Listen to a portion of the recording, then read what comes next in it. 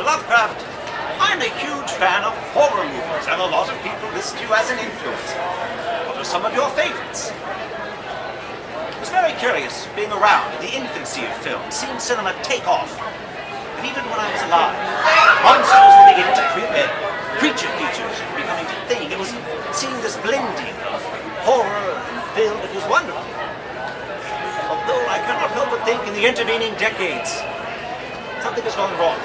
The two have somehow degraded each other. I don't mean to come across as a curmudgeon saying how much better things were in the past, but forgive me. When it comes to scary stories, I feel they ought to be, well, scary. And today, horror is all about shock, titillation, grotesque, all elements borrowed from the visual medium. You see, the best horror stories always manage to get the audience to frighten themselves. They leave gaps, room for you to fill in the spaces.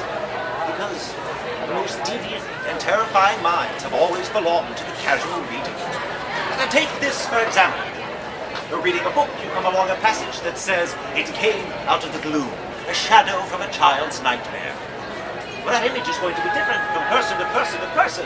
Whereas if I just say, there it was, a giant lizard, some sort of doll with a knife in its hand, a hockey monster.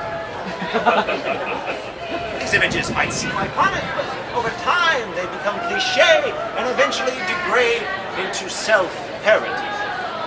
Although, there is hope. I note that when it comes to film, when filmmakers have very little money, they're required to be creative. This is doubly true for horror. And as for literature, while true dread and fear may be absent in the horror section, merely walk over to the children's department and you will find it in spades. You just might have to wait a generation for it to return. Speaking of true horror, dear Dr. Lovecraft, our little boy Brayden used to be such a good sleeper, but now nothing we do seems to get him to nap. I am literally at the end of my rope. I don't care for children.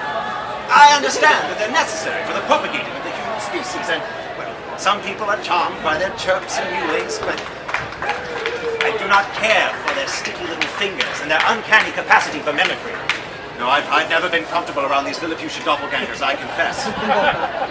But what makes matters worse is that they seem to like me. I have no idea how they're discovering me. I assume the parents are to blame, of course. But they are comforted by my words, soothed even. And strangest of all, through some accident of rhyme and meter, it seems that any one of my songs, any one of my stories can be sung to the tune of the Brahms lullaby. I have an example right here in the case of Charles Dexter Ward.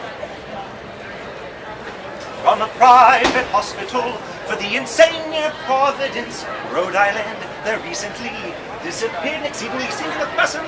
He bore the name of Charles Dexter Ward and was placed under restraint, most reluctantly, by the grieving father, who had watched his aberration go from mere eccentricity to a dark mania involving with the possibility of murderous tendencies and profound and peculiar change in the apparent contents of his mind.